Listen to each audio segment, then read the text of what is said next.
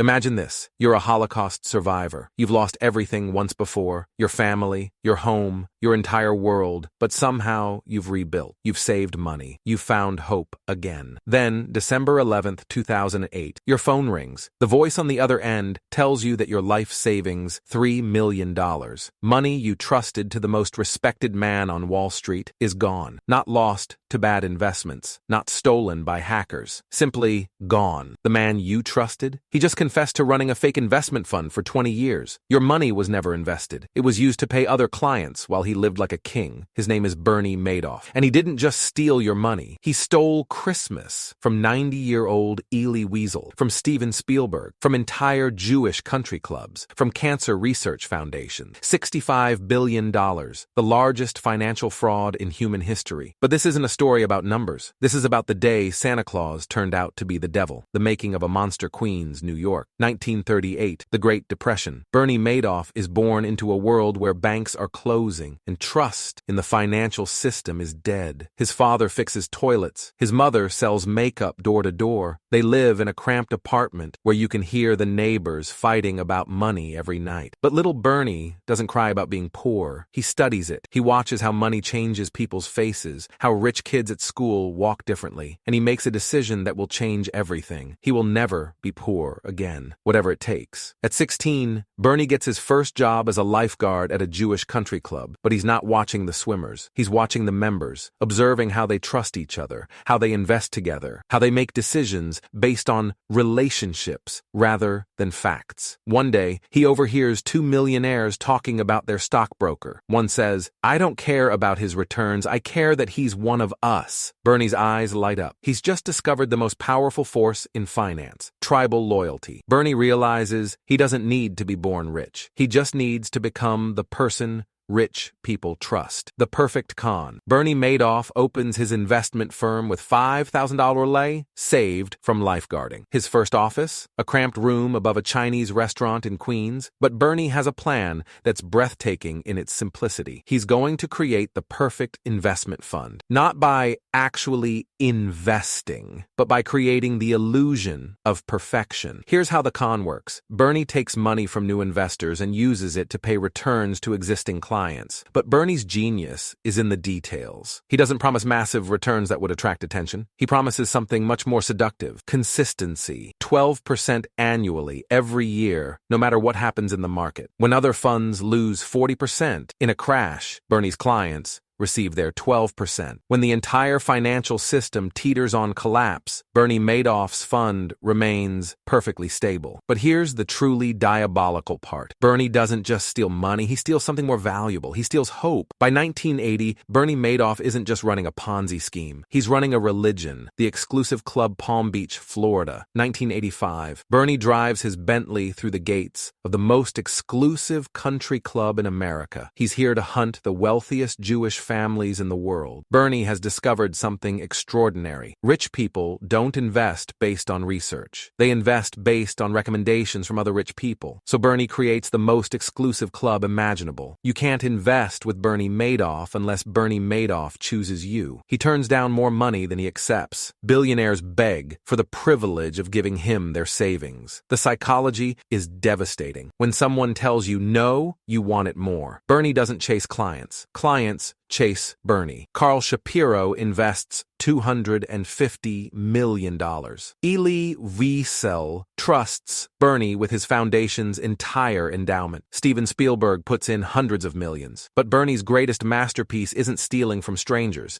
It's stealing from family. His brother Peter joins the firm. His sons Mark and Andrew work for him. Bernie turns his Ponzi scheme into a family business. By 2008, Bernie Madoff is managing $65 billion.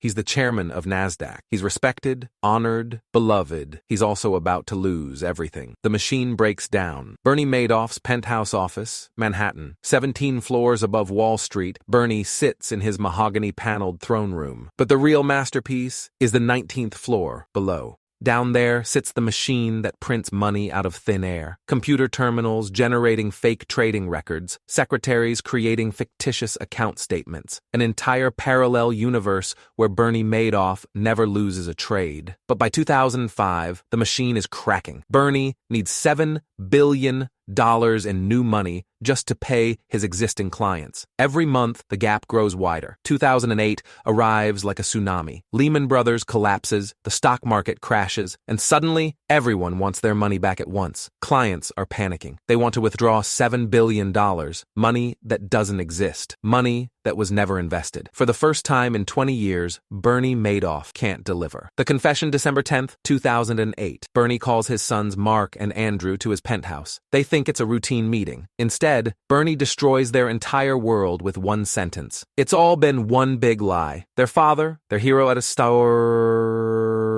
their mentor, has been running a massive fraud for their entire adult lives. But Bernie isn't just confessing to them. He's asking them to turn him in. I want you to call the FBI, he tells his sons. The next morning, FBI agents arrive at Bernie's penthouse. He's waiting for them in his bathrobe, calm as a man going to breakfast. I'm the one you want, he tells them. It was all me. The victims, December 11th, 2008. The phone calls, bin Saudi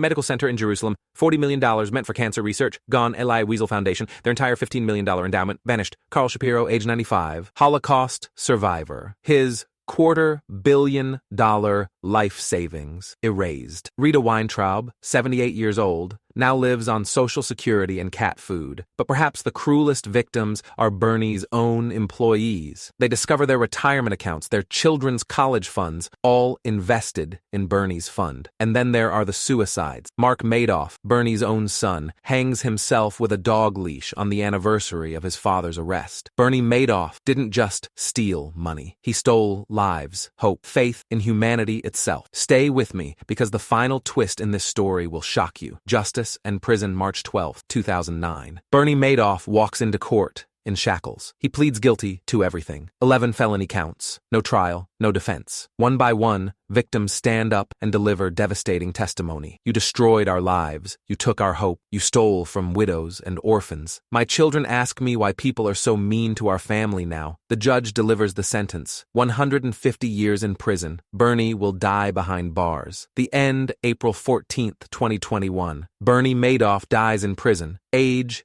82, alone. But here's the terrifying truth. Bernie Madoff's death changes nothing, because the lesson isn't about him, it's about us. How did thousands of intelligent people give their life savings to one man? Because they know when they're